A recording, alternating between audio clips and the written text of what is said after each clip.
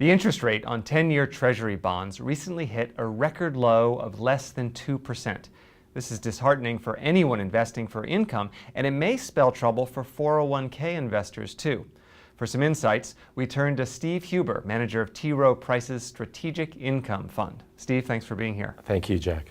So let's start with retirees and others on fixed incomes. They've just seen that income go down and down and down, and now it's a trickle. What can they do?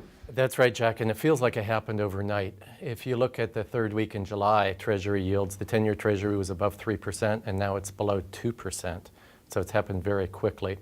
And what they can do, I think they can look to diversify to some higher yielding sectors. Treasuries now, 10-year Treasury is about 1.9%. If you go into investment grade corporates, you're getting about 3.5%. If you go into high yield, you're getting about 8.5%. So over that time frame, the yield on high yield actually has gone up. So if you run the diversified portfolio, you're increasing yield.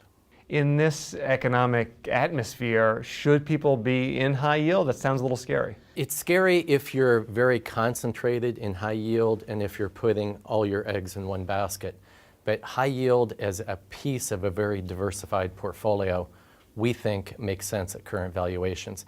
High yield had a very poor August, and it was driven not only by the economic fears, but also there were outflows from the asset class, and August tends to be a very illiquid period for high yield. So we think yields are higher than they should be given where the economy's going or given where we think the economy's going, and absent a recession, it should do okay. Oh, that's some good news in this environment. Now, I think less well understood is, let's say 401k investors, really anybody who owns a bond fund, has had a nice tailwind. As yields have gone down, the actual value of the bond goes up, and so you've seen capital appreciation in your fund. And if you want to go way back, I mean, really this has been happening for about 30 years, but certainly during these tough economic times, that's been kind of the one bright spot is these bond funds. But there's only so low that yields can go, which means there's only so high that bonds can go, and I think people think of these as their safe fund. Is there a danger that yields could spike and the value of these funds could fall and people could see their retirement accounts suddenly not looking as good as they thought? There certainly is that risk, and especially with yields at the low levels they are at now.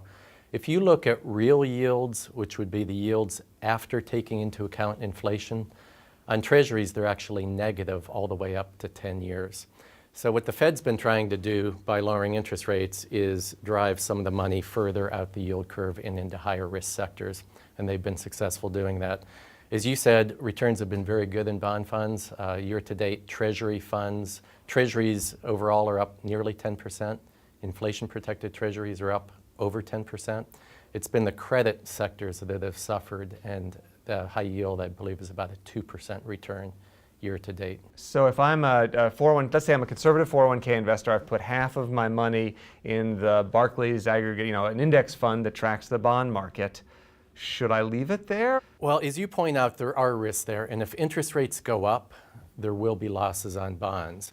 And the longer the fixed income instrument, typically the more the loss will be.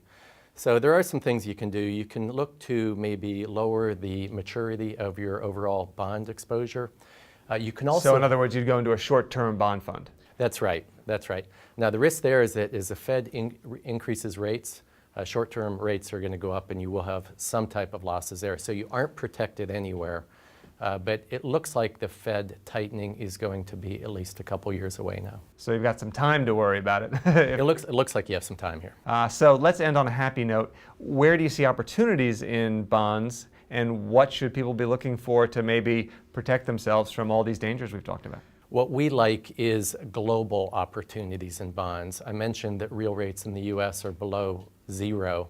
If you go to some of the emerging economies, some of the economies that have less of the debt issues that the developed world has, you can get some positive real yields there. For example, Brazil, a 10-year, you're getting 12+%. Mexico, 6+%. Again, you don't want to put a lot of exposure here, but a diversified global exposure to a number of different sectors can increase yield and also give you some diversification benefits. And you'd get this presumably through a mutual fund. I can't imagine buying Brazilian bonds on my own. No, I think that's right. I think for the individual investor, having a diversified fund makes sense for this. Great. Thanks very much, Steve. Thank you, Jack. And thank you for watching.